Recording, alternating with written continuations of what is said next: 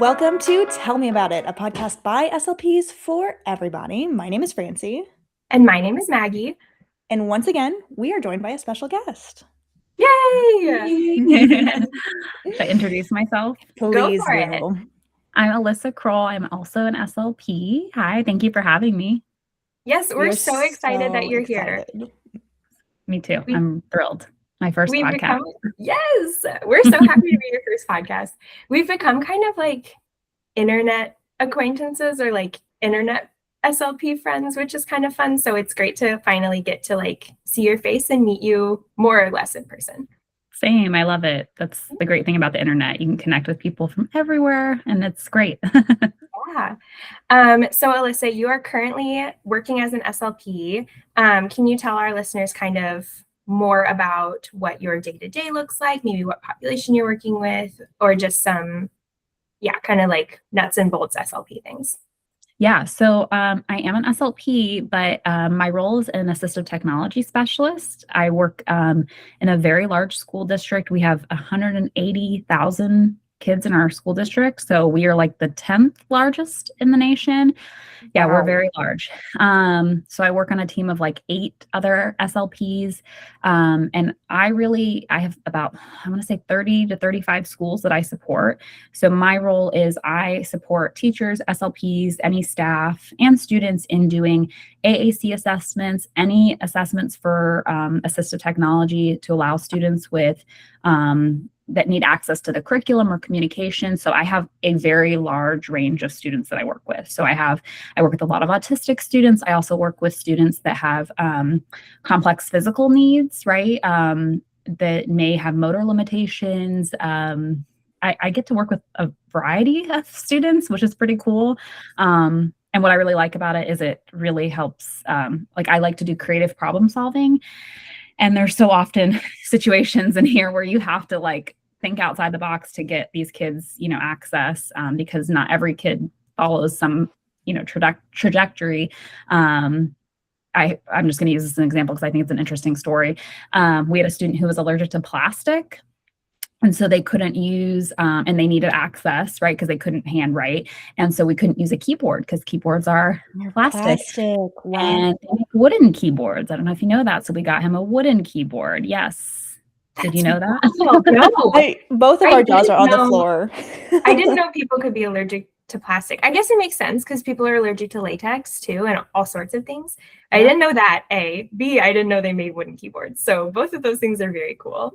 Yeah. So this was before like I joined the team, but I was like, I found this like wooden keyboard and I don't know. It's fun to come up with the creative things. I was like, what is this wooden keyboard? I kind of want to use it now, but it was for a student. So again, it's a cool thing to like be able to come up with solutions that really maybe other people wouldn't think of. Yes, that is I've said this like in job interviews before when people will ask about like what's, my philosophy or like kind of approach to being an SLP. One of my absolute favorite things of working with kids with disabilities is being a creative problem solver. Like you have to think outside of the box because the kids are outside of the box, like the box is gone. We're not even talking about the box anymore. We have to focus on this child and what they need. And sometimes that involves being really creative and thinking of things that, nobody else would think of. So that's a super fun part of the job. Yeah, and I think it makes for a good SLP because I think that a lot of people might look at something, we try out like a standard tool, like AAC, for example, like a high-tech speech generating device. We try it, it doesn't work, and we say, not for them. Oh, well, you don't get communication, as opposed to like doing the opposite and being like, well, we're not meeting this child's needs. Like, there's nothing wrong with the child. It's the tool. We got to adjust here, or it's the implementation, things like that. So I think that what you're saying, that creative problem solving, it makes for a good SLP for sure. I feel like it's definitely served me and Francie well, especially like, with some of our more complex kiddos. So that's awesome. We have been chatting the last couple of weeks on the podcast about all things AAC. We talked about what generally AAC is. I think it's still kind of largely a mystery to kind of like the general population, which is fine. It's a pretty specific tool. We also talked about implementing AAC. So that was a little bit more geared towards therapists and talking about modeling without expectation, but how that's not necessarily a therapy strategy. So we have to, and I think we actually we like shouted out one of your posts in that episode and talked about, because you talked about enhanced milieu teaching as a great way to teach AAC. So that was a cool like fangirl moment for us. We were like, oh my gosh, Alyssa has this amazing post. You guys should check it out. But thank you. I appreciate that. Yeah, it's not as easy as model without expectation. I mean, I think that's like a good intro, like entry level. Oh, you're new to AAC. This is where you should start, but it gets a little bit, it's dicier than that. Yeah. Yeah. I mean, it's truly a skill. Yeah. It's a skill that has to be taught, you know? Mm-hmm. And when you look at, you know, SLPs or just communication partners and what they're doing when they're just crushing it with AAC implementation, there are a lot of things going on. It's not just modeling without expectation. But I think you have to start somewhere. So I think that is a good, you know, and like a lot of SLPs on social media, that's what they're pushing. And I think it's great, because I'm still surprised at SLPs and professionals that they don't really know a lot about AAC. And then you have, you know, us that are like, we're just all in. So there's such a range of skills with SLPs, because SLPs are just expected to know how to do so many we wear so many hats. And, I really think we should be more specialized rather than having to do so many things. It's just not the reality of it. And I get why, but yeah. Yeah, I've definitely run into that with, I also have a private practice, and I see kids at an office, and I've gotten calls that are like, do you do feeding? Do you do this or that? And I'm like, no, that's highly special. Like, or voice. I've had people ask about voice. And I'm like, no, that's highly specialized. Like I'm a general pediatric SLP, but yeah, you're going to have to, I'd be more than happy to help you, direct you to one of my colleagues for you do that instead of like trying to see them regardless. Yeah. Because that happens too. I think that sometimes people think, oh, we work with kids with autism, and then, you know, language therapy in general is going to, you know, just meet their needs if they're just a pediatric SLP. And it's like, no, that's pretty specialized. You are going to work with non-speaking kids, and you need to know AAC. There's just no ifs, ands, or buts about it. And even with, I think Francie and I both talked about like our limitations with AAC too, of like our background is mostly in the schools. We have lots of experience therapeutically working on AAC, but like I'm not like a good feature matcher. Like I can't do what you do of like going in and deciding like which software is a good fit for a kiddo. I wouldn't feel confident in like leading an evaluation for AAC. But once they have the device, I can kind of spearhead the therapy portion of it. So there's even like within this broad umbrella, there's like different sections that are even specialties, I feel like. And I will say, to your point about that, I actually think that we put a lot of emphasis on feature matching. And I think it's historically AAC was limited like 10, 15 years ago before iPads. They were super expensive. You had to pick features that matched. Now AAC, a lot of the AAC apps are so similar. They have a lot of the same features. They're designed with, you know, the evidence base in mind. And I actually think that you're probably more confident than you think. And, you know, we want to consider like, I don't think that the tool is as important as the implementation, because I think a lot of times SLPs will say, oh, they have this app, but it's inappropriate for them. This is just my professional opinion based on my experience. And yes, I have seen sometimes where it's kind of like, I would say mostly the app may be inappropriate because it's too limited, really small grid size. It's hard to model. I think that people look at it and they say, this kid can't handle it, when really it's the adults that can't handle it. And they think a smaller grid size makes it easier. And I'm like, actually, you're having to go deeper to model. You're having to hit multiple pages as opposed to having more on a single page. Again, if physical, you know, access isn't an issue. But I do think people put a lot of emphasis on the right app or the right tool. And I think that if you pick a robust app that the child can physically access, you are probably going to be okay if it's implemented with fidelity. That's my thing. Well, and that's really awesome. Yeah. No, and that's really awesome to hear. And I think kind of connects to what we want to talk about today, which is controversies and kind of the history of some dicier or seedier parts of AAC, because some things that we'll hear a lot about certain quote unquote AAC methods is that this is the only method that works. This is the only thing that works for them. We tried everything else. This is the only one. Where, I mean, even with kids on my caseload that maybe have a high-tech device with a specific software, they can also use, like printed out PCS, like picture communication symbols. They can also use switches that are like during a, sometimes I'll set up an activity with specific vocab and we're using that total communication. So even my kids that, yes, it's a whole system. It's kind of like, it's like an ecosystem, like of AAC. There's I like that, yeah. options. And so I have not found that to be true, where it's like, this is the only thing that works for a child. So yeah. But yeah, on that note, your experience too, Francie, I'm curious. Yeah, no, that is my experience. I'm a big advocate for total communication and finding what works. And oftentimes that is multiple things. I'm also a fan of just having, and I've talked about it a little bit on here before, having communication everywhere. And so if you know that maybe the bathroom is not the place that you want to take the high-tech device due to whatever happens in the bathroom, having those lower tech options in there is great. And I have kids who utilize that to say, I'm finished and things like that. And so like, it's important to have multiple tools at your disposal.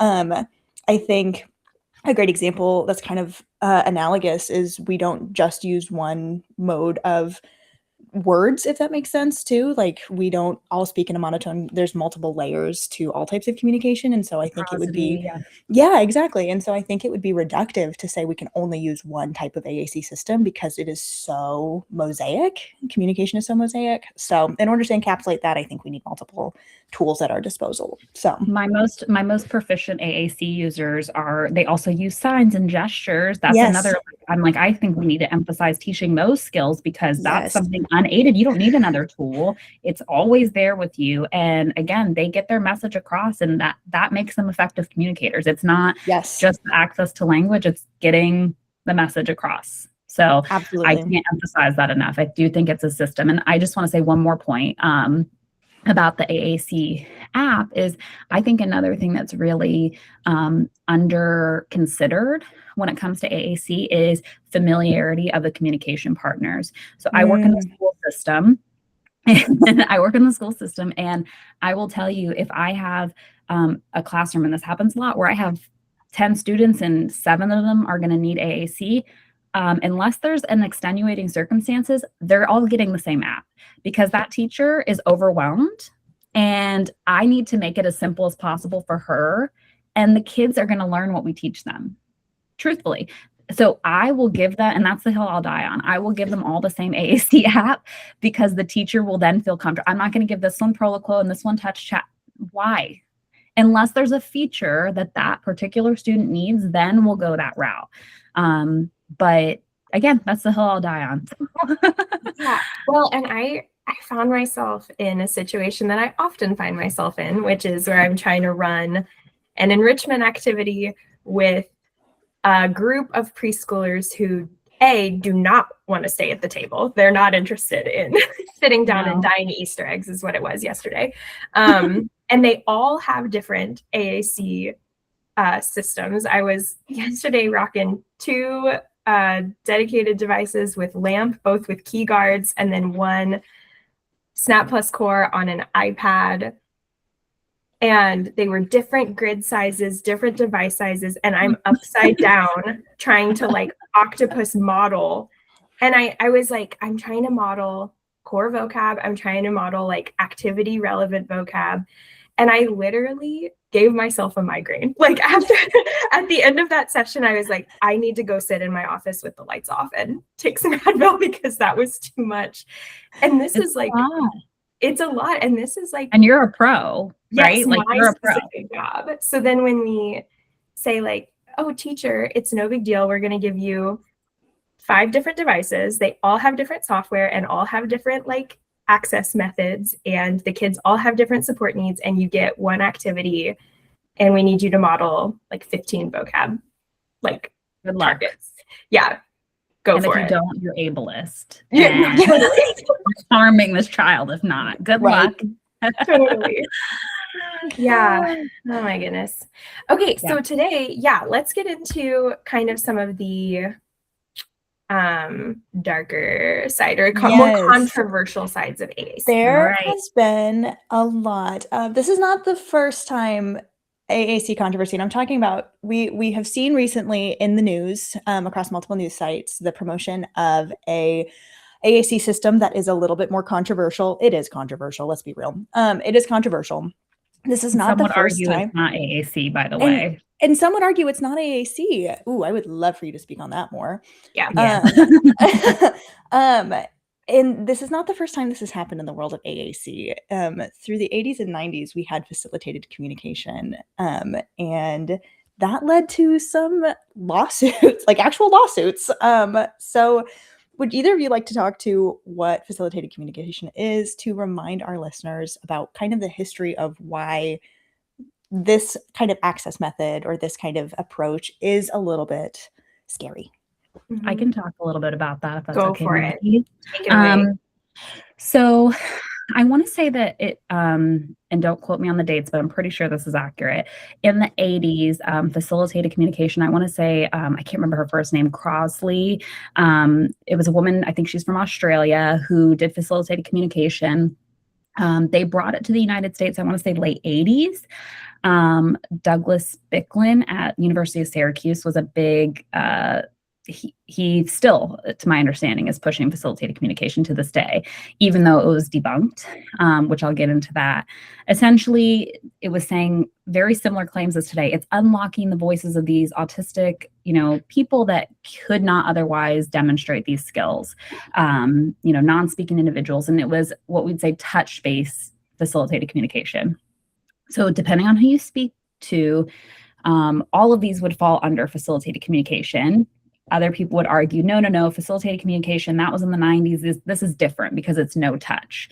So the distinction is facilitated communication, they would say, is touch-based. So literally the facilitator, the person working with the disabled person, was holding their hand and helping them, guide them to the letters on the keyboard. Or I don't think they were using letterboards. I think they were pretty much using keyboards at that time. And what happened was there were obviously people that were skeptical, like, I don't know about that. And then we had some situations, like you said, where it became a lawsuit where there were accusations of abuse. So the individuals that were being subjected to facilitated communication were accusing caregivers of abusing them. Obviously, really serious allegations. And at that point, they were like, well, how do we test this? How do we figure out if this is real communication? Because if it's real, that's serious. And if it's not real, also serious, right? These are high risk, things happening here on both ends. So I know they called in Dr. Howard Shane, who was a big person to help kind of develop that really light tech, easy method of testing it and saying, okay, we're going to show the facilitator one picture and we're going to show the individual another picture and see what they type out.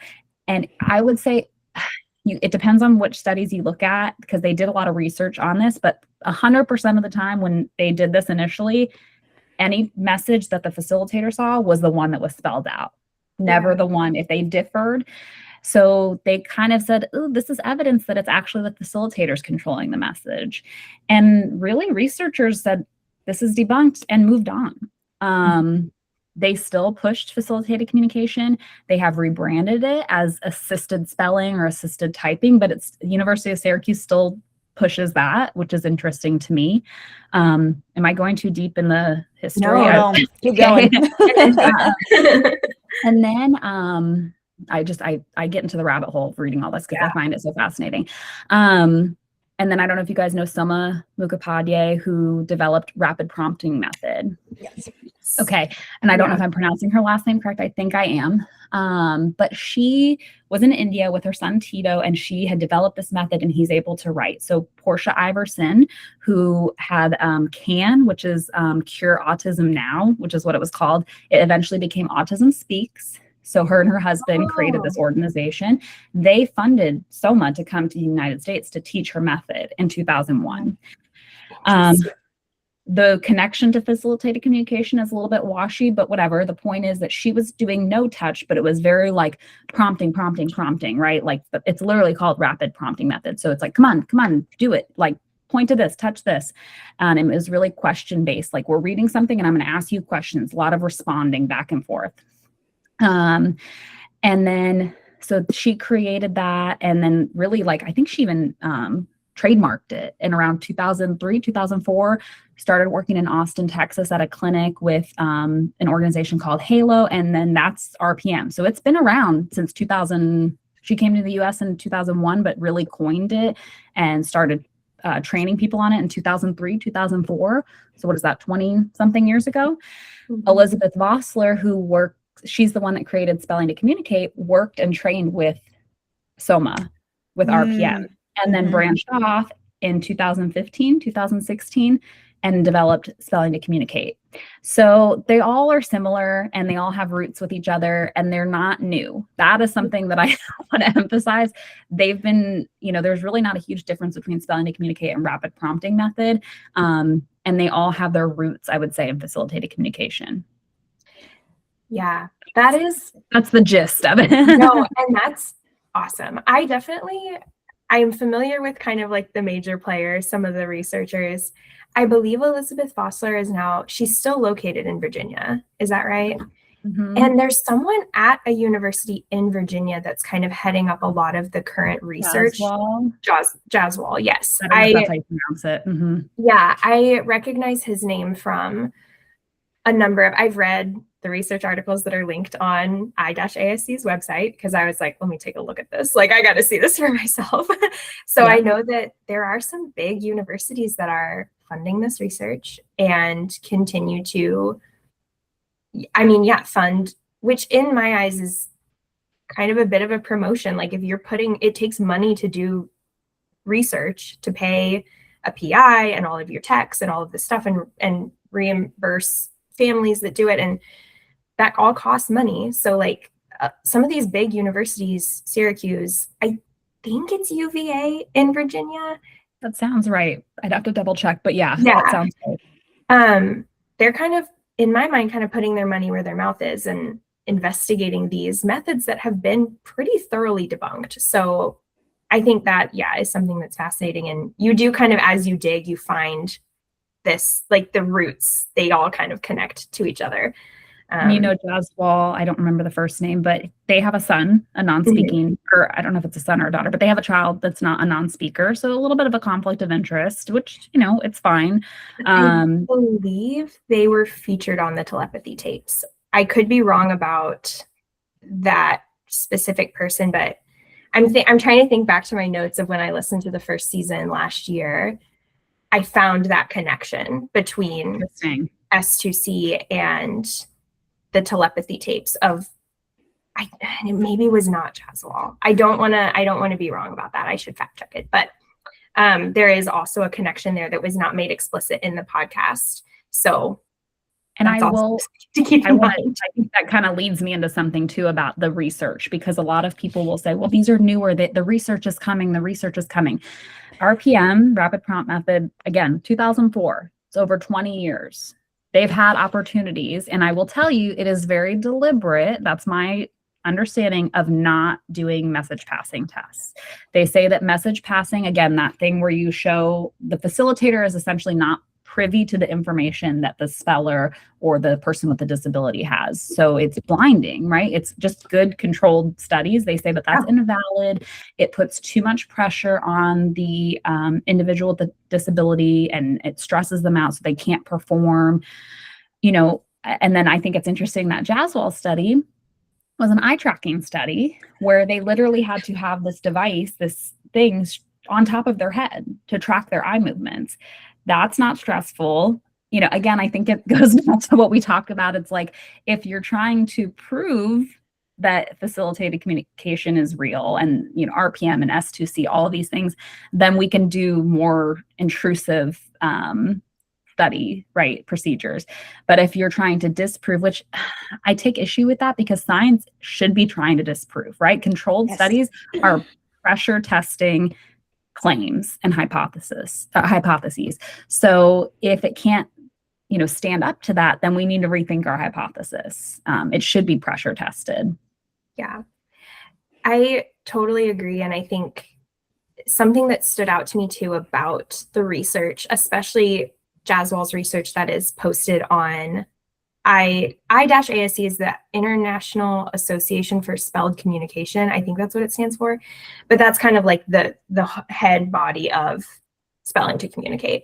All of the research, or a lot of the research that's linked on there, is like they're studying things that are like ancillary to very tangential. You and I have, Maggie, you and I have sat down and kind of dug through that research before, and it's doing things like eye tracking, and it's doing things like letter recognition, which does not indicate literacy. It just indicates that you recognize a symbol. The eye track, there is they're doing a lot of like really high tech stuff. There's one that's newer that I actually haven't read that is well, okay, and that's another thing about the research on their website. They have this page and it's all these articles. It's like, last I checked, it was like 13 articles. Only like 6 of them are live. Like actually you can go in and read the research. The other 7 are like upcoming. And I think only 1 actually addressed literacy, and it was that symbol recognition one. The other ones were eye tracking, which also doesn't disprove that it's like not proving what they are claiming that it is, because if someone gives you a nonverbal cue to touch something, of course you're going to look at it. Like that's, if I'm standing there trying to like, have an eye contact conversation with my husband of like, like, let's go, let's leave this house, right? Yeah. I'm going to look towards where I'm looking, because that's how cueing works. It's not really proving what they're claiming that it's proving. So that's a really good point. Yeah. I think going off of that, you guys have been spearheading a lot of conversations online with people who are big supporters of S2C. And so for better or for worse. For better or at least on my end. On my end. Oh, on my end too. Yeah. And I think I've seen that message passing tests is ableist and a whole bunch of other things. What are some other claims that you guys are seeing kind of in your conversations with people who support S2C? Maggie, you want to start, or you want me to jump in? Take it away, Alyssa. You go for it. So again, the idea that a message passing test isn't valid, I would say, and I am naming names, I don't care. I know that Dr. Barry Prezant, who I respect, I think that he's done a lot of like positive work in the field, but he's kind of, he said that message passing is not a valid test because it's not featured in this mental measurements yearbook. You guys know what that is? I didn't know either, because I'm a clinician, not a researcher. I don't, I guess this is like a gold standard of different testing procedures. So any tests that we use for, assessments, like standardized tests, the PLS, cringe, it's in there, and it's just reviews of them. And they're saying, well, this procedure isn't in that, so it's not valid. And it's like, well, it's not a test. It's not a standardized test. It's, a procedure for blinding. That's all it is. Like we use blinding in good controlled studies.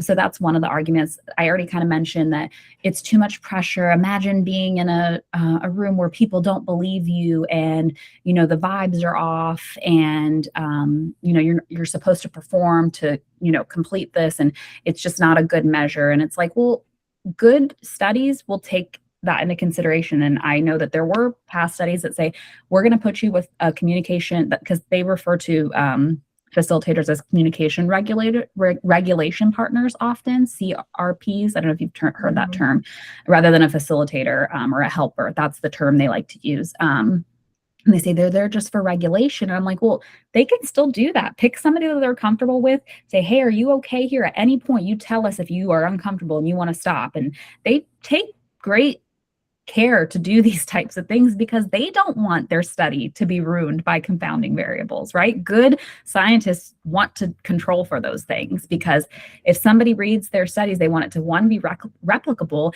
And if their peers review it and say, your design study was flawed, that all that work was for naught.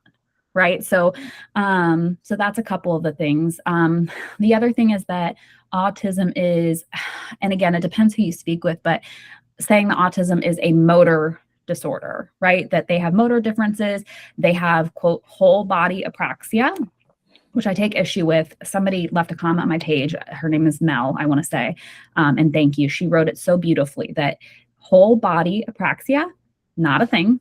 The closest is, I want to say it's called developmental coordination disorder. Mm-hmm. The closest thing. And again, that impacts gross motor movements too. It's complicated. If we were to say childhood apraxia of speech, right? That's the reason they're non-speaking, which I could go on another tangent about how that's overdiagnosed in non-speakers. I have so many non-speakers who are diagnosed with apraxia of speech, which you cannot test in non-speakers. They have to be able to produce the way speech. you diagnose it is by evaluating the speech that they produce. So you Correct. can suggest it as a possible reason they're not speaking, but you can't say this is why. diagnosis. Yeah, you can propose it as a differential at most if they're not speaking. Yes, absolutely. And there's so many reasons. Like language is so complex. Speech is so, you touched on this at one point. It's so complex. And the idea that people say, oh, well, they can't speak because their cognitive levels are too low or something, or they don't have language.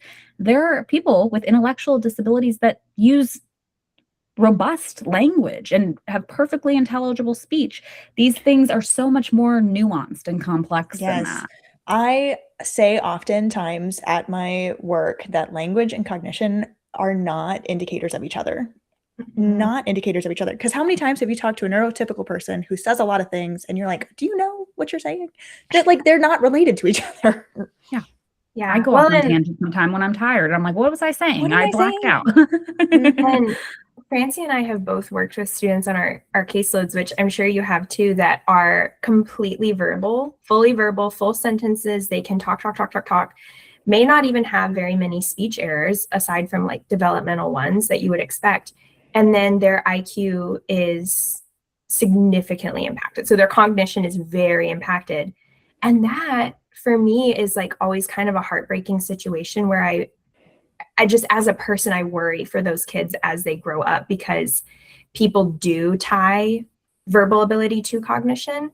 So these kids, like you think, oh, they might be more support needs will get missed. Their support needs, exactly. That's what I'm trying to get at. They're more independent than, like you think they're more independent than they are because they're talking so much. But if you actually listen to them, it is a lot of kind of like mazing, empty speech. Like it's not, they'll repeat the same things over and over. There's a lot of kind of scripting. So it isn't, they're not independent. They need a lot of support, and that gets missed because they're so verbal. So, my big thing with the whole body apraxia is, or speech as a fine motor task, pointing as a gross motor task. Aside from the fact that is a wild oversimplification of both things, if speech was really that connected to the fine motor articulator piece, every person with oral dysphagia would also have apraxia of speech, and every person with apraxia of speech would also have oral phase dysphagia, which is not the case. It's simply not the case. So that to me is like, all right, well, already we've poked a hole in this argument. So we can't just say it's this mysterious disability that we have no true data on. That's not. We know. And again, you bring up a lot of good points. One is that just because I'm now, rather than, because I don't know, for some reason they say that having the board held up in front of them turns it into a gross motor task. It does not. It's still precise movements. You really have to, and I use the example of if my husband, I always use him as my person that I use as an example. But if he were to hold a cup in air and I had to pour, and this would be more, it's still precise, but it's a little bit easier than I would say pointing, right? The act of pouring a cup.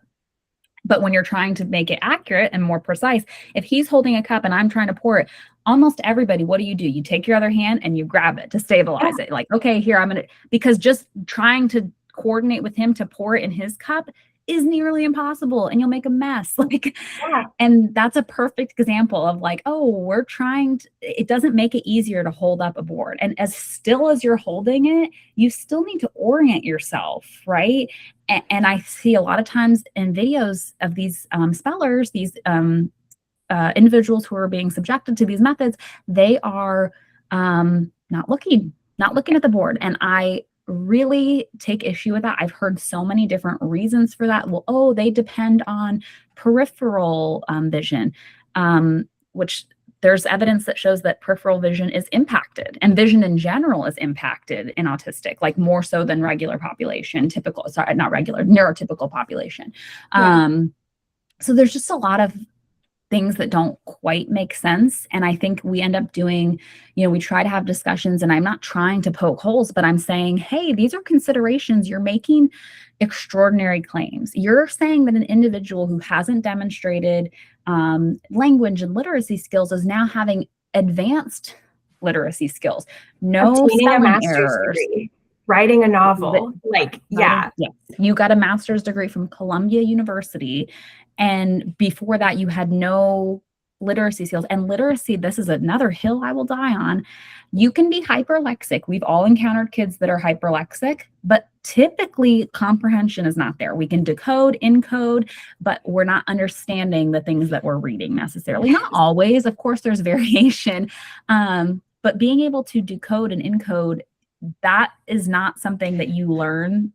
That is this much of a reading, which is like this big of an issue. It's not like language. You don't learn it through just exposure. You have to be explicitly taught, because those letters, those symbols are arbitrary. They're just squiggly lines, they only have meaning, to correspond to phonemes and letter sounds because we've given them that. You know what I mean? It's just, it gets dicey. Yeah. Quick. Yes. I think something that would really be a point in the bucket in favor of S2C and FC and RPM would be if the spellers were making frequent spelling errors, or if they were spelling things phonetically, like how we hear it, if they were spelling in the way that kids who are learning to, especially at first on their inventive spelling. Inventive spelling. Yeah. Yes. The things that we see beginning readers and writers doing at any age, because like you're saying, reading is contrived. We made it up. We made up our writing system. It's not developmental. So even an adult who does not have any literacy skills, if they're learning to read and write for the first time, they're going to make some of the same mistakes that you might see a child make, not because they have the intellect of a child, but because they're learning this made up system for the first time.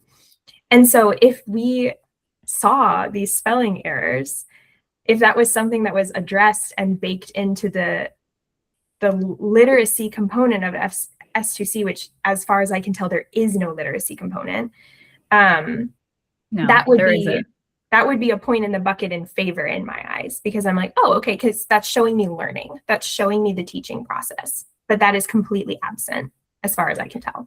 And I will say the messages that we often hear, and maybe these are just the ones that are shared, but it's still interesting that they all kind of have similar themes that seem to me like a projection of the wishes of caregivers, right? I've been locked in here. I'm smart. Please treat me like, and they have been the same since the 90s of facilitated communication. That message is, I'm locked in, I'm trapped, like all of these things. And I'm not saying it's interesting, I would say. Let's just leave it at that. It's interesting that the messages all have the same theme over time. It is. And I was thinking about this last night.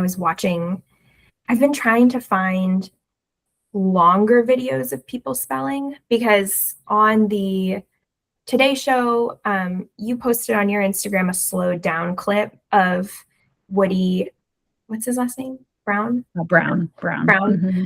Of him spelling, and it's frankly gibberish. Like the letters that he's touching don't spell any English words.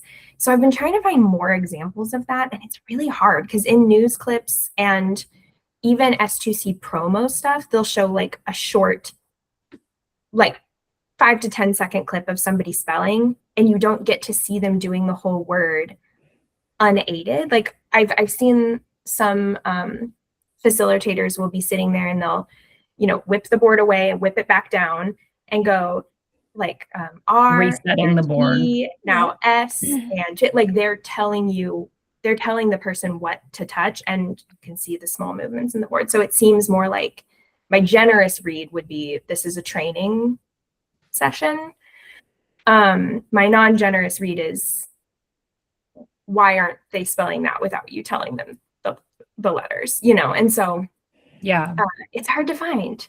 And I feel like I just kind of got myself into a rabbit hole on this one, but it's really hard to find examples of like long videos of people spelling out things where you can see the keyboard and see what they're actually typing.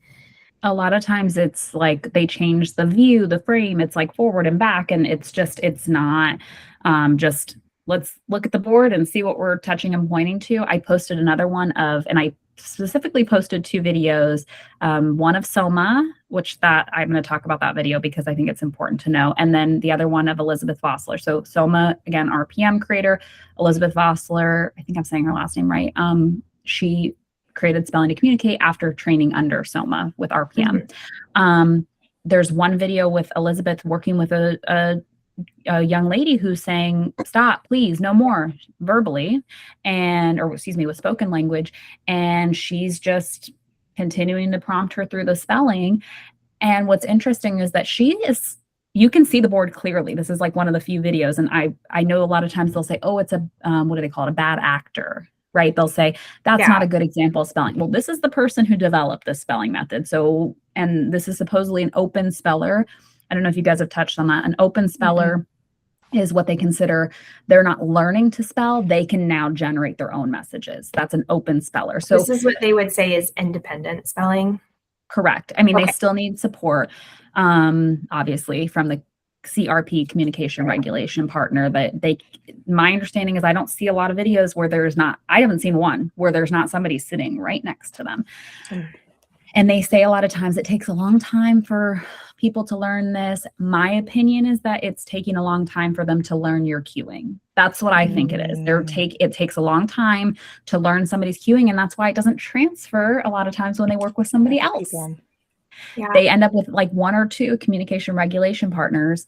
But anyway, that video that I said, she's touching letters, and Elizabeth, the facilitator, is deciding which letters count. Sometimes she stops on one letter and it's ignored. Another time she's here, oh, we're going to honor that. And it's like, it's problematic for a number of reasons. And my other issue, so there's 2 issues with that. The actual spelling, like this is not appropriate. And the other thing is that she's pushing her through when she's clearly verbalizing she wants to stop, and that's ignored. And that is a big problem for me. It blurs the line of consent. It's saying your words and you telling somebody no and stop, they don't mean anything. We're going to ignore it. And that is a dangerous path to go down. And then Soma, the video I posted with her is, I'm sure you guys saw this, the toe spelling, where she is taking a young boy's foot. That actually.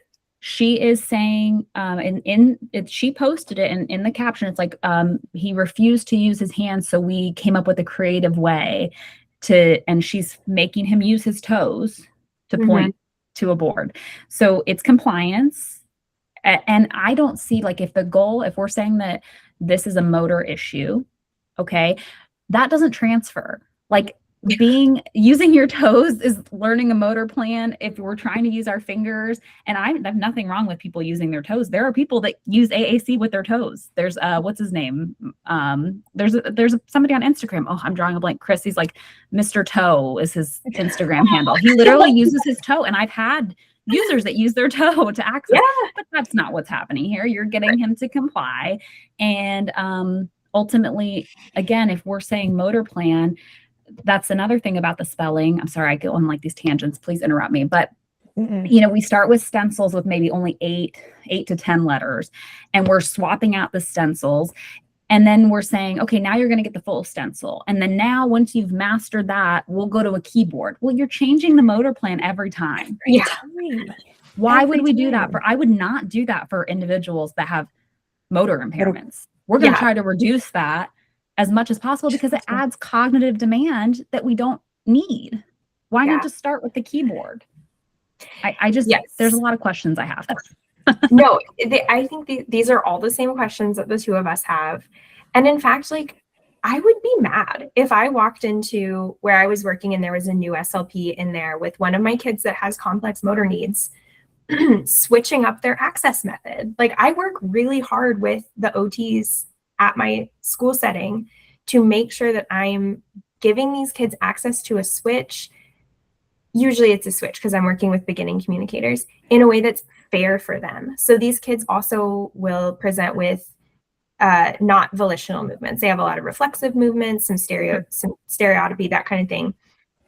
And so I want to make sure that I'm accessing a truly volitional movement that's replicable and independent or autonomous, and that's fair for them. I don't want it to be too far away. I don't want the switch to be too light where they could accidentally activate it often, or too tough for them to push and too much of a like strength and motoric demand. So I would be really mad if I came in and saw an SLP like moving the switch around. I'm like, no, multiple professionals worked on the best placement for that switch. So yeah, that just flies in the face of everything we know about motor planning. Correct. Yeah. And that's kind of one of the more wild pieces of this to me. I'm like, okay, so we're going to ignore this entire body of evidence. Just ignore it. Doesn't count. And we're going to do it this way. That I can't really get. I haven't seen, like, I hear people referencing research. I haven't seen anything that really has been mind-blowing to me. I know that Jaswal eye tracking study was a big one, and that was not anything, earth-shattering to me. Like you said, it didn't really measure or test what was purported to test. So, yeah, there's a lot of problems with the things that are happening. And I think there are so many better uses of families' time and resources. And I think some of it is that we have this hope that, these individuals, children, adults with autism have, they want to say all these things and they just can't. And I will be honest, like, even, autistic individuals that have full ability to speak, they want to talk about what they want to talk about. And that's okay. That's a human right to be able to talk about things. And somebody else pointed out something really great, and I don't remember who it was, or I would credit them, but they said, don't these individuals, because the whole thing with rapid prompting method and spelling to communicate is anytime there's a mistake in spelling, I'm not going to say open spellers, I'm going to say when they're learning these skills, you ask a question where there's a known answer. These are not open spellers. They're learning the motor plan is the argument. They are not allowed to be wrong. If they touch the wrong letter, we reset the board. Oh, get it. That's the prompts. Oh, come on, where's the letter go? Oh, and that tone that they give. I'm not doing it justice, but they try to get them to hit the right answer. And somebody said, well, don't they have the right to get the wrong answer too? Like, that's part of the learning process. I've learned a lot when I was wrong, right? Yeah. When you've made a mistake, which I've made many in my career, that sunk in to my brain. And I was like, ooh, I don't want to do that ever again. Yeah. And kids have the right to give wrong answers and learn from it. It's just building this expectation of prompt dependency where you've worked with probably a kid where they're waiting, like, is this right? Is this what you want me to do before they hit something? It's not great. I don't know. I am such a supporter of autonomous communication. I truly believe that kids or adults, everybody should be able to say what they want to say, however they want to say it, and to whomever they want to say it to. And I just don't see this method supporting this. And I think this goes into definitely things I've seen get brought against you too, which is they're saying like, oh, you're so mean because you don't support this one specific method. And so I want to ask you both, like, at the end, how do you respond to that? Like, ultimately, we believe this because we care so deeply and we're skeptical about these things and critical of these things because we care so deeply. So what do you have to say to people who are like, you are so evil, you're so ableist, you're so whatever, because we are critical of these things? Yeah. Well, I was going to say, Francie, I just want to go back to your point because I love that you use the term autonomous, because I think that's another argument that gets made. It's like, well, not everybody will be independent. I love partner-assisted scanning, and say it for the people in the back. I love partner-assisted scanning. It is the most underutilized tool in an SLP's toolbox, in my opinion, for complex bodies. I will say it. Yeah, that's the hill I'll die on. I have so many hills that I'm going to die on. Yeah, we got a lot of hills. Okay. So I think that's a really key piece. Like, we're not talking independent, ideally, sure, but autonomous. You're saying what you want to say. You may need support to do that, and that's okay. But as far as like when people say, I really try hard not to take it personally and try to like just keep staying on the facts and not. I do try to delete people's comments when they cross a line. I am a human being. Sometimes I'm like, that was mean. Like, ow. Yeah, ouch. Yes. But I don't think it's meant. I do have a lot of empathy for these parents and families because, and this is something that I really do want to talk about, and I wish that it didn't get convoluted in these conversations, is I think that they are seeing valuable things with these non-speakers as far as like motor loops is something that they talk about. And I see that with my autistic students where they really, they get stuck in these sensory, and I would love to delve into that. Like, let's talk about that because yeah, we do need to do better about supporting our autistic individuals and accessing AAC. And I hear what they're saying about being denied access. I hate to call out my field, but a lot of SLPs don't do good therapy and they are waiting to introduce AAC and they are saying, no, we're going to work on spoken language, or they're not ready for AAC, and giving pretty much just, I see it literally every day in my job, because that's what I do. I go around and train and support SLPs, and it's a problem. And I think that that needs to be addressed on its own. So I have a lot of empathy for these families. I really do, because I'm like, I hear what you're saying. Like, I get why you went to this, because somebody finally looked at you and said, oh, you know what? Your kid can learn, because I do think that their kid can learn. I don't want to say kid because some of these, people are adults, but yeah, they're right. Your student or your child can learn. And I think that that's the whole spelling thing is just overpowering what we really should be talking about, which is the system barriers that families, schools, everybody faces in getting these kids access, and not just access, because handing the device or tool over is not enough. Not enough. It's the implementation. So that's another hill.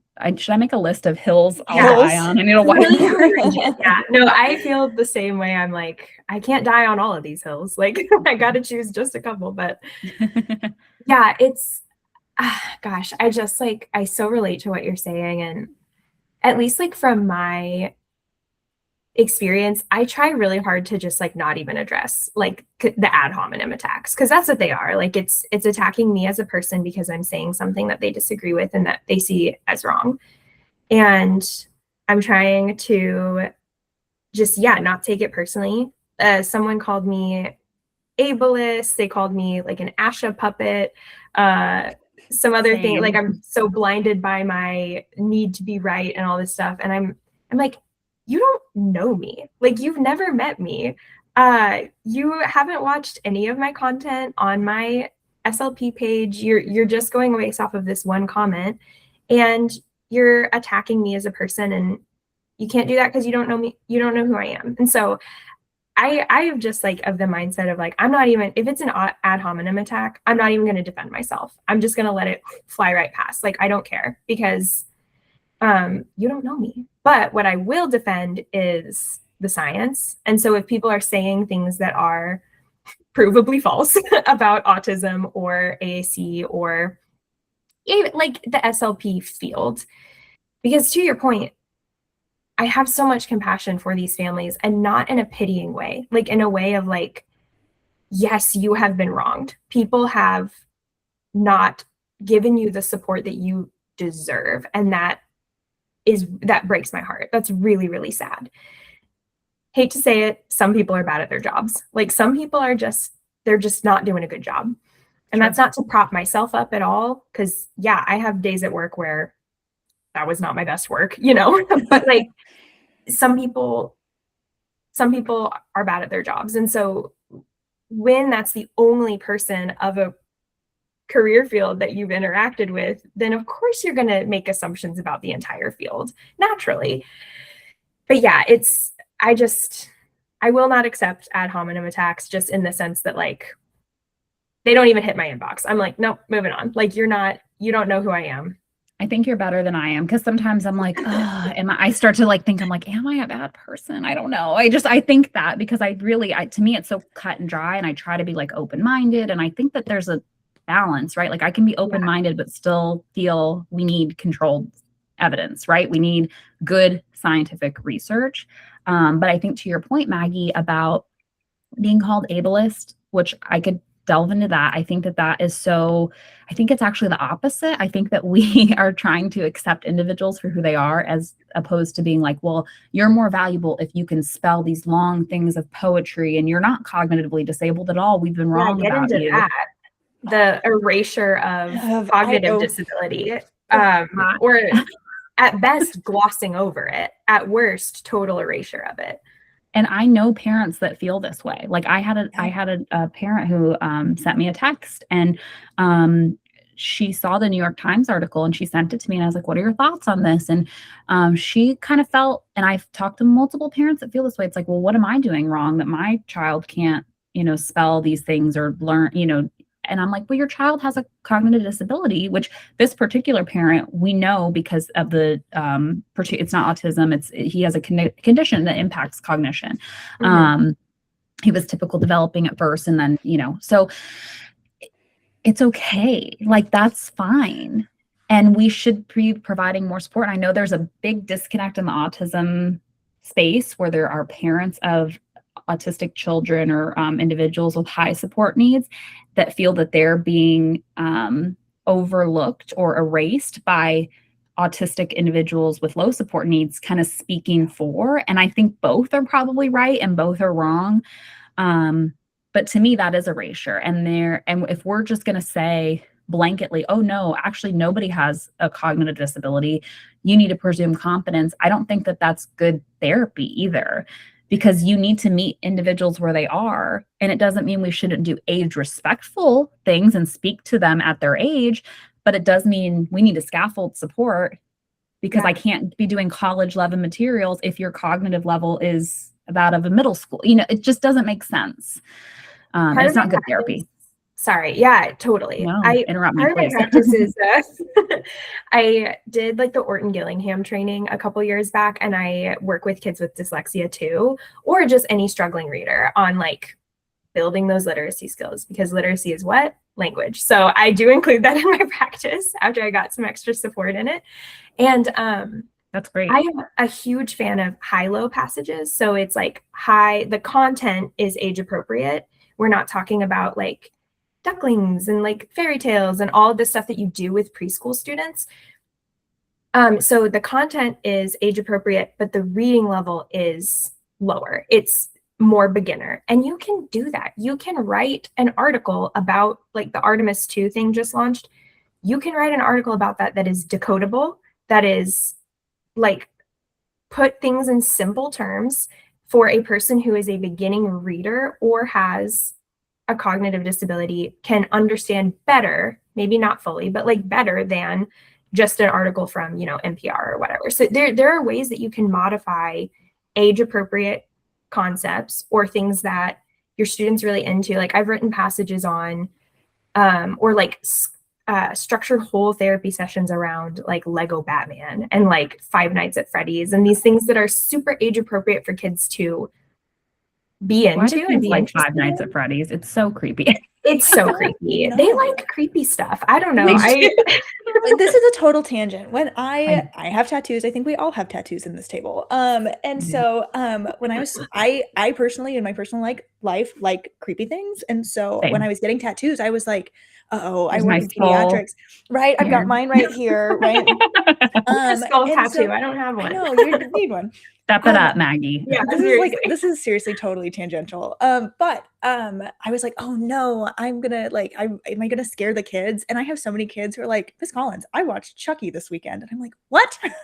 You did? I don't even watch that, right? Yeah. And so, anyways, the kids are into creepy things, and we should be writing passages that are decodable about those creepy things for them to work on their literacy skills. So, yeah, all that to say, decodable doesn't mean lame or like stupid. It just means that the kids have learned that code. So like if you've learned that IGHT makes the IT sound, then you can decode Five Nights at Freddy's. Like you can, you know, and CV or oh my gosh, vowel consonant E. Like if you know that rule, you can decode the word five. It's things that are like, and that, you know, to bring it back to spelling to communicate is totally missing from the whole curriculum. To that point as well, I will say during the Orton Gillingham training, we talked a lot about dyslexia because that's what this approach was designed for. But it is a like structured, systematic approach. So you could teach any person to read using this approach, but it is really helpful for people with dyslexia because it a typically developing learner would just get through it faster. It just wouldn't take as long. And we talked a lot about how most people need direct and explicit reading instruction. Some people will learn to read, I say like, you know, maybe kind of crassly, like they'll learn to read no matter what you do to them. Like they just kind of learn it. That's not the majority of kids. And Correct. We cannot assume that that is autistic children that we're working with. We cannot presume the competency of literacy because we wouldn't presume that for anybody else. Like if you have a 5-year-old that you know nothing about, you wouldn't stick a paragraph in front of them and be like, well, I'm presuming that you're literate because you've been to school before. That's insane. Like no one would do that. So no. And I think actually you should do a whole other podcast episode on all this literacy stuff because I think it's so useful. Yeah. And literacy is the only way that we can say whatever we want to say. It's so important, right? We need that because we can't program every single word. Yeah. Say that again. I'm sorry.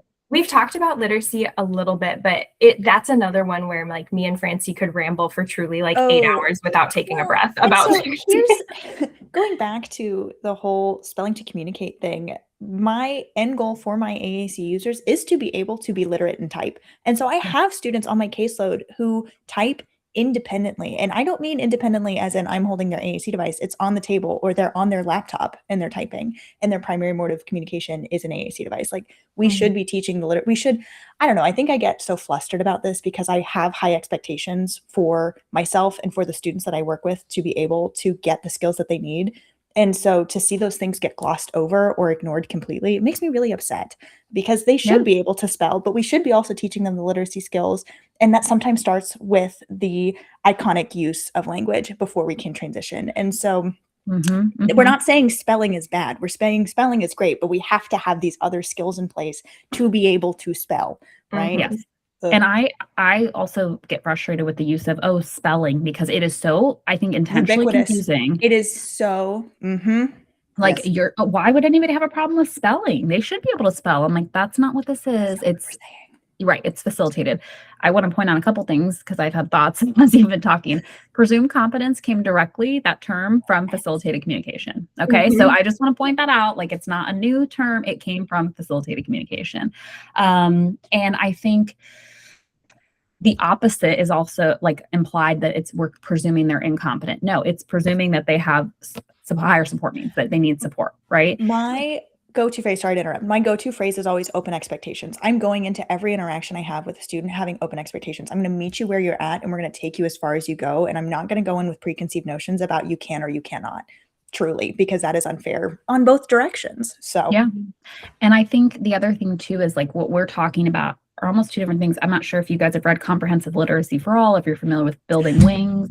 Sorry, I'm knocking my microphone in places. Is this the book that's purple and it's got a tree on the front? Is this what I'm thinking of? Okay, yes. I do know what you're talking about. Yes. Okay. So it's like Karen Erickson, who's like, and David Copenhaver, they wrote this book all about teaching individuals with complex disabilities how to read, that anybody can learn how to read and write.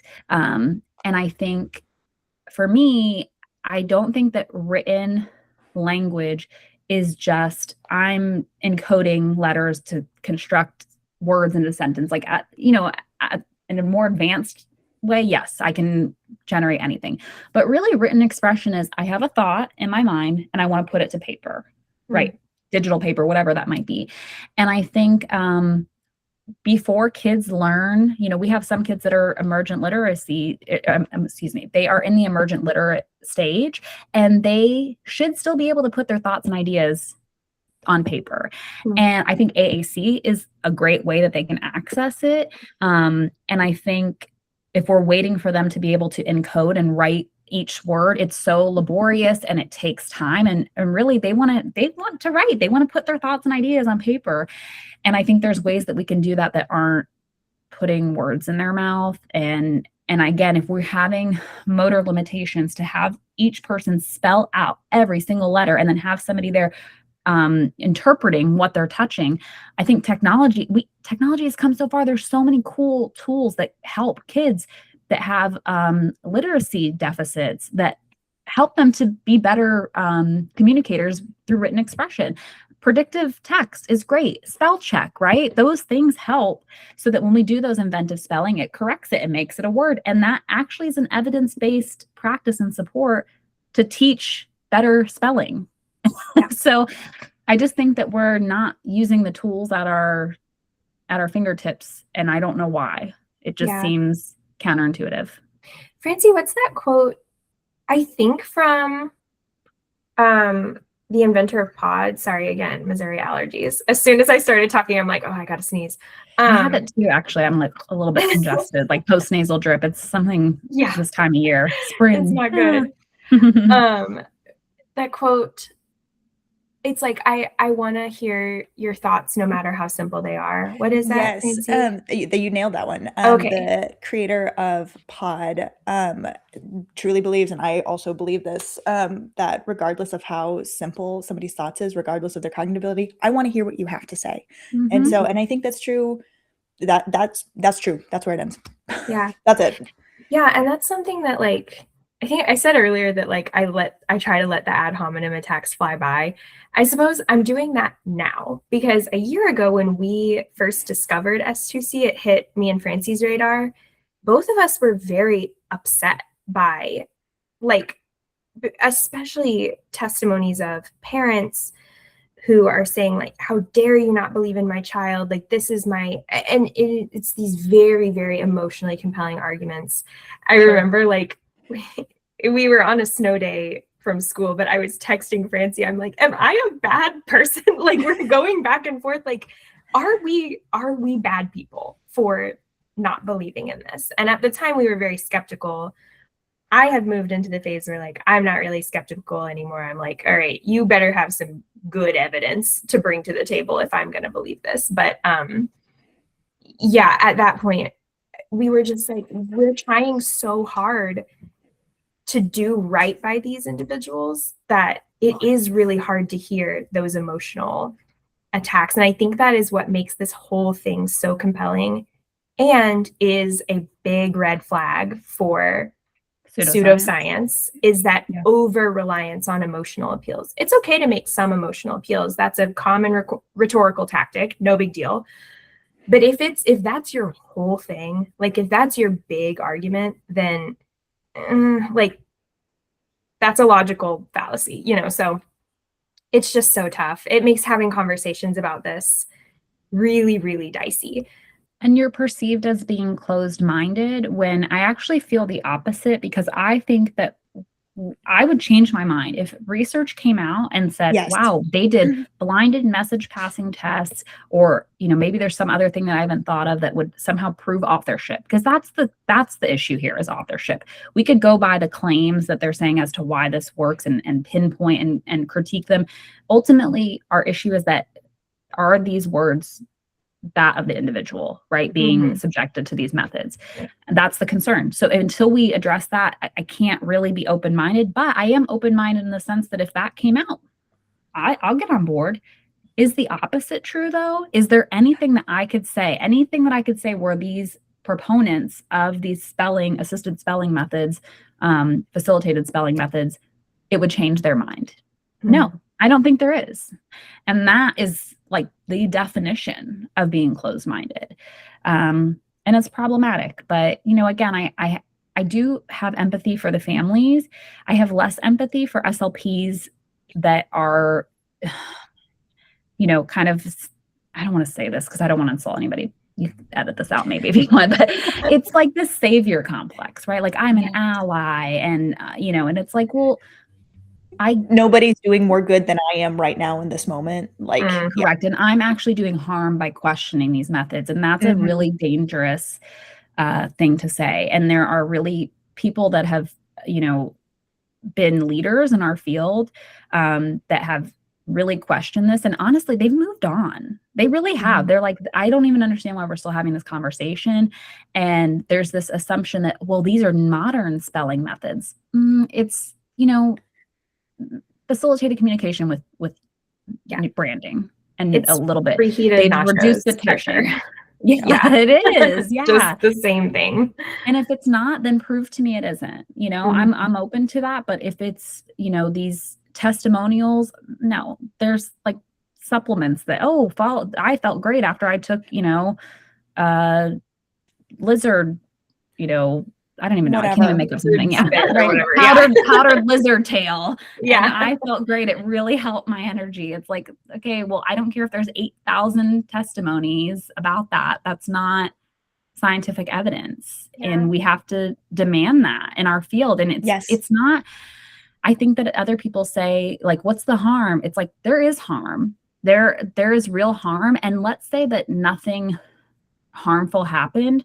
It's not okay to attribute somebody else's voice to another disabled. Like, that's wrong. It's just wrong.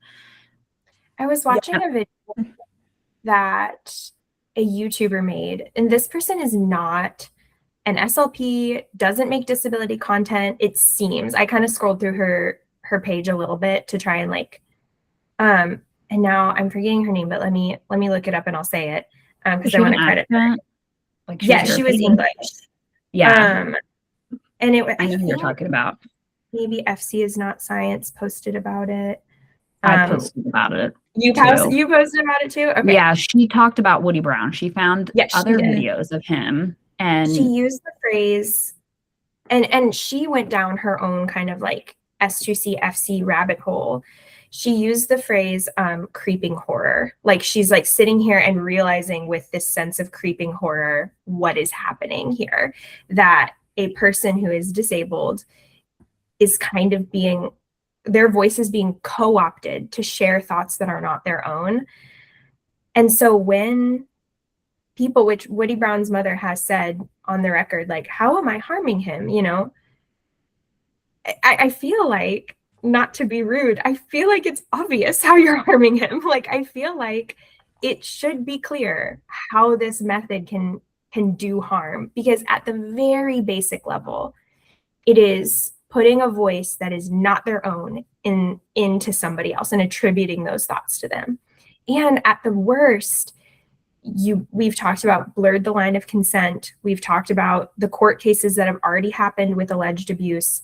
Really serious, actual, like, measurable and observable harm can be done to people.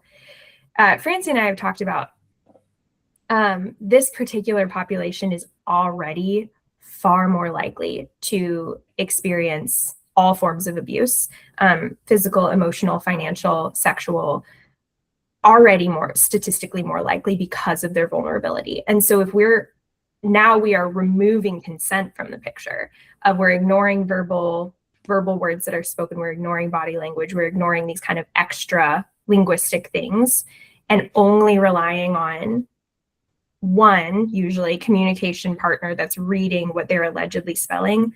Like, holy moly, like, that really, really opens the door for a lot of dangerous, dark, horrible things to happen. And I agree with that YouTuber of, like, it is this sense of, like, creeping horror that comes over me of, like, oh my God, we have got to stop this.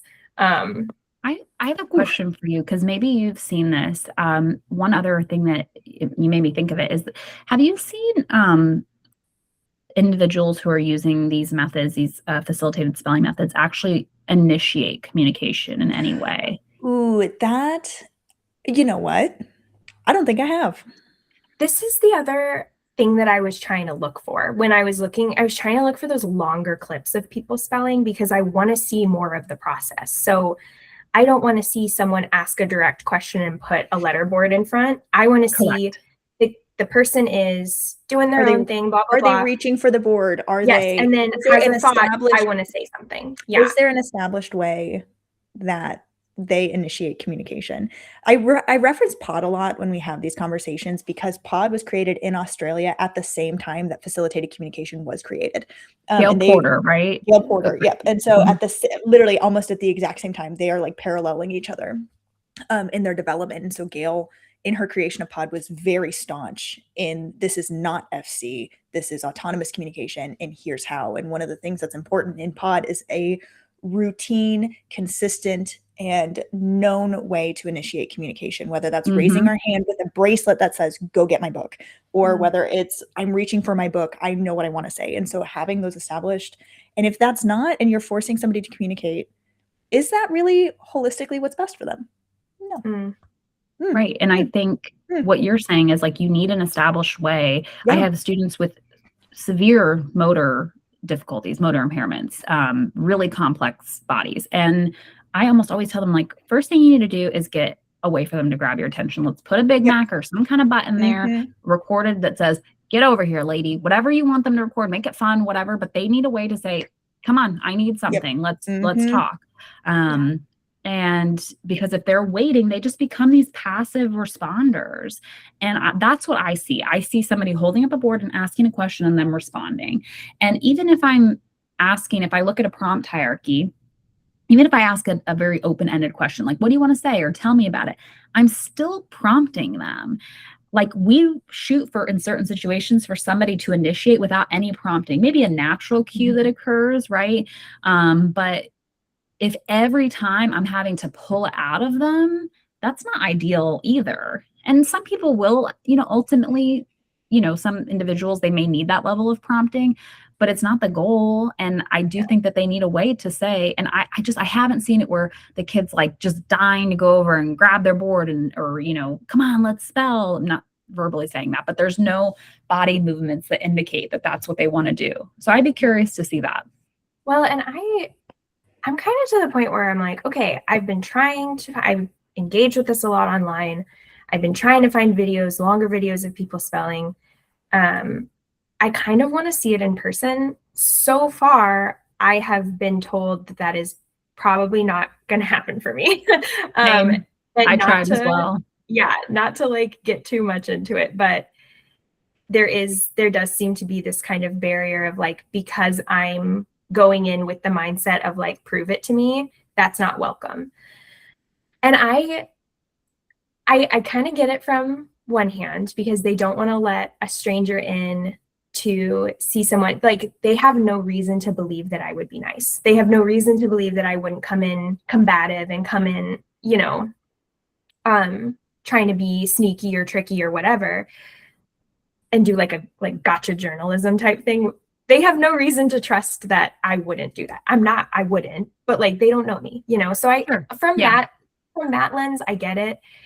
But I do kind of want to see it in person, because I'm getting to the point where I'm like, okay, well, let me take a closer look. Like, let me take a look at this. If I get to observe a whole spelling session, do I see the kid going for the letter board? Do I see them making spelling errors? Do I see these things I'm wondering about? And even if I just had one example, of real life kind of, I feel like that would really help, at least for me, flesh out just the picture of it in my mind. Even if I still leave being a skeptic, I would at least have more data, which is what I'm kind of always after. So yeah. And my understanding is that that's pretty standard practice with these facilitated methods. It's like, we're not going to be tested by anybody that's a non-believer. We're not going to be, subjecting the individual I just want to observe. Like, I don't even want to test. I just want to shadow. Like, I'll sit in a corner and not say anything and just watch.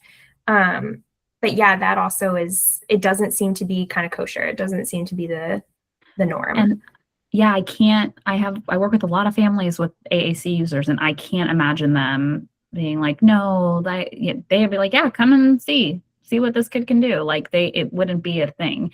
So it is interesting. I don't know, I try to look at people's perspective and, give them a little bit of the benefit of the doubt, but I wish that people would extend that same courtesy to me as a professional, that I'm not trying to play gotcha.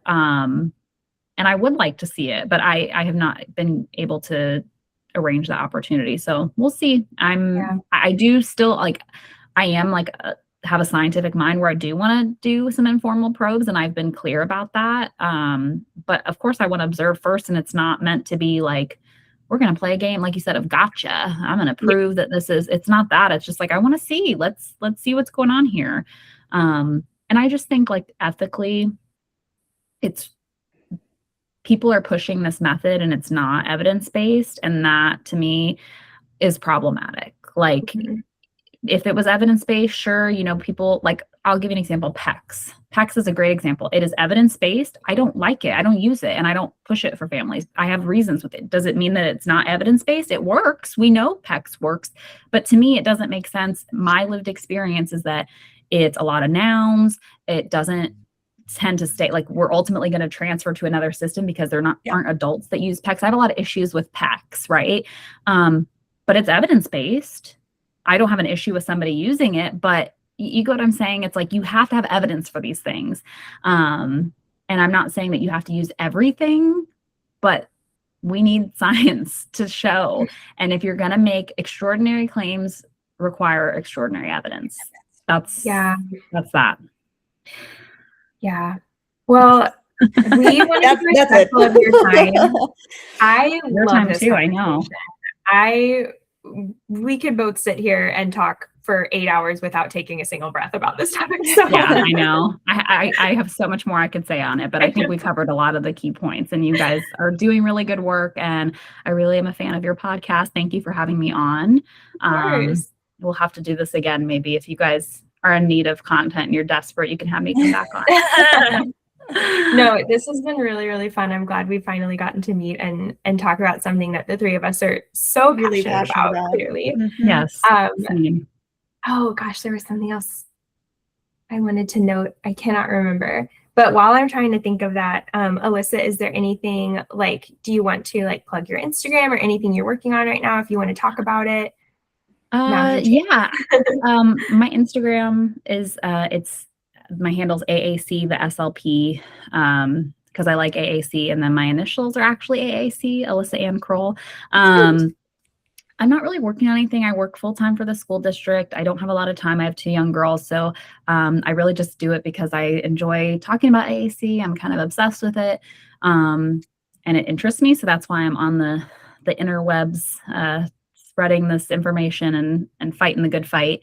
But yeah, really, I guess what I would want to say is that people don't know me, but it's so important for me to express that I hear everything that families are saying about the systemic problems and the barriers that families face. And I want to work on those things that I think as a field we need to address.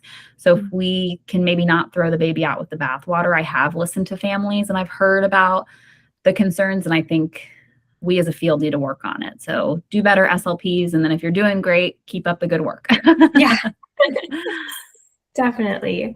Any final thoughts, Fran, as we're kind of closing up? Appreciate you sharing your time with us today about this. This is something that we care about deeply. I have been thinking this whole time that we can hold 2 truths of being critical of the field of SLP and still upholding evidence and calling for more evidence. And I feel like so often it's becoming a one or another conversation. And so I do think we're so right in that the families that are turning to S2C have been wronged, point blank, period. And we can mourn that and call for action and still use evidence-based methods to help support their children. So, man, chef's kiss. Let's end on that. That was perfect. Perfectly said, Francie. Well, yes, I'll do our little outro just as we close up here. So as always, this has been Tell Me About It, an SLP podcast. We are available on YouTube and Spotify at Tell Me About It, an SLP podcast. And you can also find us on Instagram at Tell Me About It SLP. We'll see you next time. Goodbye. bye. Thank you. Yeah.